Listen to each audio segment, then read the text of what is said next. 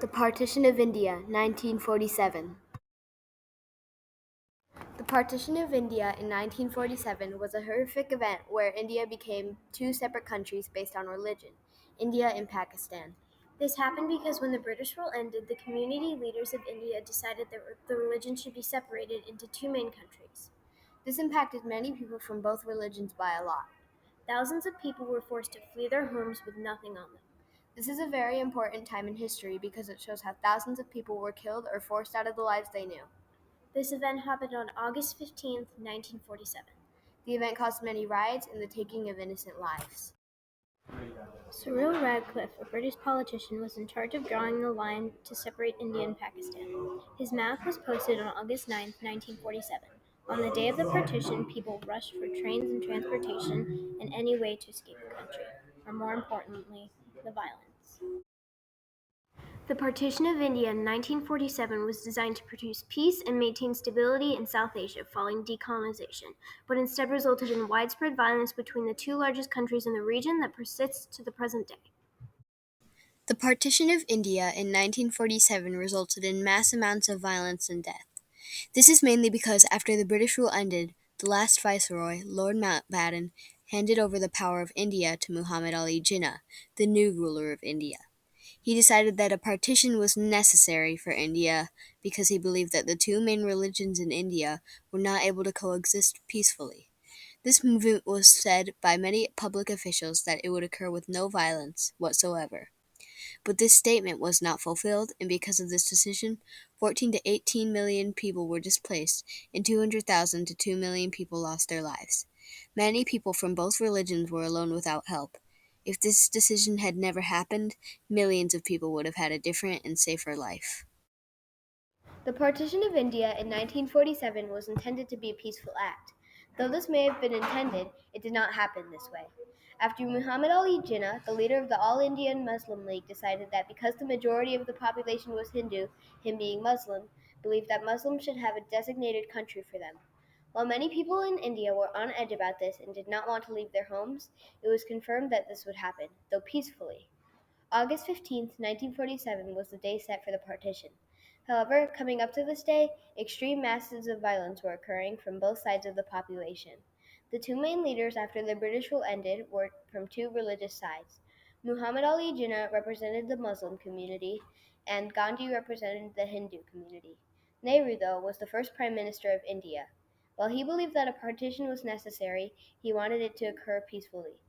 Nehru stated a year later, "Perhaps we acted wrongly. The consequences of the partition have been so terrible that one is inclined to think that anything else would have been preferable." This quote shows that many officials that decided that on the partition wanted it to be peaceful, including Nehru, and many of these people had no idea what would really happen after partition occurred.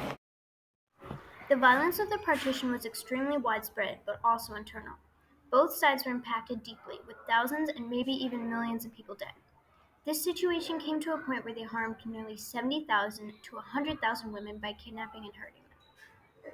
The violence was also mainly occurred when it went out of control because the members of the armed forces had become agitated and didn't like what they were having to do. A reference of these violent events comes from Harish Verma, a resource in an interview. He stated, recalling an attack while he and his family were on a train. Even though it was October, the nights were extremely hot.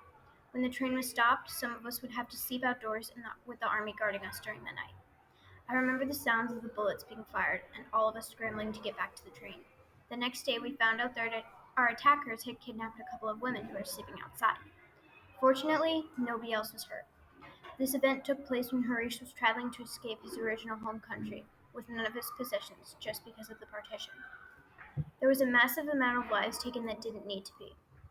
Not all the lives were even recognized. It is only an estimated number of 200,000 to 2 million lives. It is important to recognize how this horrific event was with the unnecessary amount of violence that was produced. Many of the people who were made to move were without resources of any kind, including safe drinking water, food, clean clothes, and as well as everything that they'd had their entire lives. The partition of India really separated the two religions. Before the partition happened, there were many friendships and families that combined the two separate religions, but the partition tore them apart. There are very few good things that came out of the partition. Today, in present-day India, the two religions are still sometimes having trouble coexisting peacefully. It is accepted in some places, but others not so much. The process of the two religions being together is still not quite at a full circle. There is still sometimes trouble between the two, especially throughout families when it comes to being accepted. However, in short, the partition was partially successful because, as stated in an article by Vasudha Narayanan, in many areas they have been able to coexist peacefully. This was the intention of the partition, and we're lucky that it was fulfilled a little rather than the partition happening for no reason at all. Narayanan also stated that, although the relationship between Hindus and Muslims within India remains complicated, and there are occasional eruptions of tension and violence. So, even though the intention of the partition was not entirely fulfilled, at least there is more peace between the two religions today. The two religions will continue to struggle for a while, but hopefully there will be a day we see where both religions are accepted. The partition was an extremely violent and horrific event. Just days after the independence of India was established, millions of people had to uproot from their homes, and generations of past family along with them. Sudarshana Kumari was 8 years old when partition occurred. She said while describing what happened to her and her family, "We left our rotis and dough right there, and jumped from one terrace onto another. And so jumping from terrace to terrace, we became homeless." Sudarshana had said earlier that their family had just been making dinner when a neighbor told them that the building next to them was on fire. Having just seconds to get out of their house, they took absolutely nothing with them. No water, no food, and no valuables. The life that they knew was destroyed by partition, as well as the lives of millions of other families. Partition created this hole in every single person it hurt in some way. Another eyewitness to this horrific event is Hamidia. She said once, "Riots erupted and we knew we could no longer stay here.